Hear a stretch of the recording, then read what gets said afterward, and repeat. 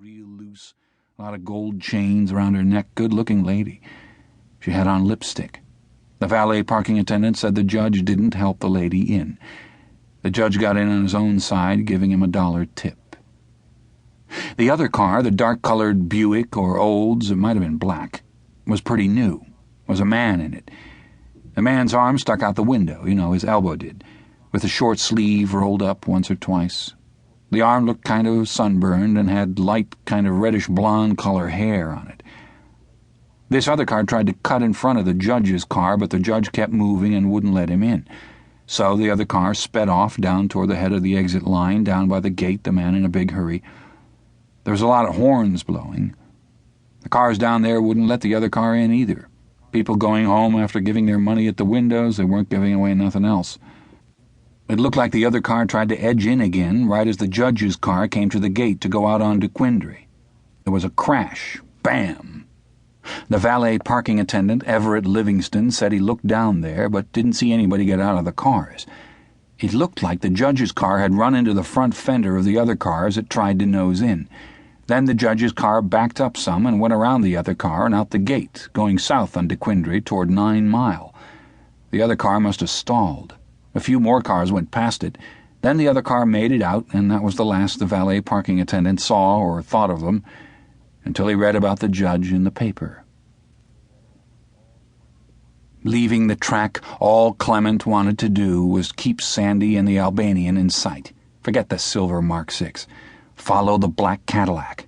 The Albanian stiff-arming the wheel like a student driver taking his road test, hugging the inside lane in the night traffic. It should have been easy.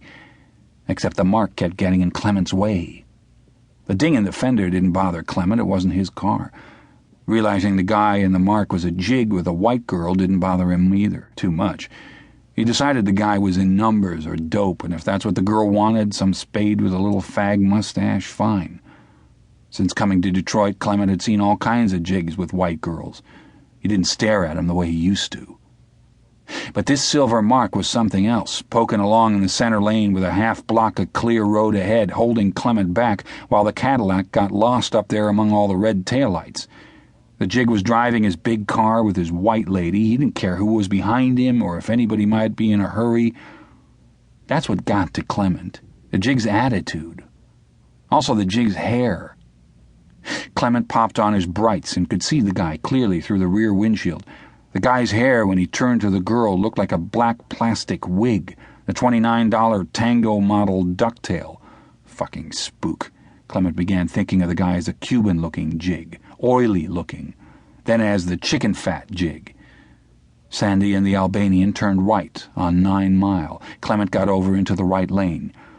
When he was almost to the corner, the silver Mark cut in front of him and made the turn. Clement said, "You believe it?"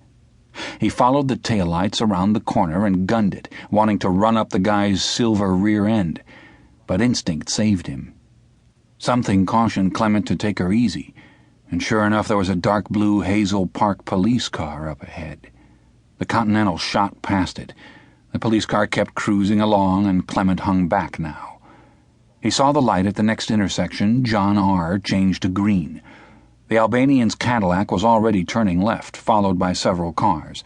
Now the Mark was swinging onto John R. without blinking, making a wide sweep past the Holiday Inn on the corner. Clement began to accelerate as the police car continued through the intersection. He reached the corner with the light turning red, heard horns blowing and his tires squealing, and thought for a second he was going to jump the curb and shoot into the Holiday Inn. A man on the sidewalk was scooping up his little dog to get out of the way. But Clement didn't even hit the curb. As he got straightened out, he floored it down John R., beneath an arc of streetlights and past neon signs, came up behind the lumbering Mark and laid on his horn. The chicken-fat jig's head turned into his rear-view mirror. Clement pulled out, glanced over as he passed the Mark, and saw the jig's face and his middle finger raised to the side window. "My, oh my," Clement thought.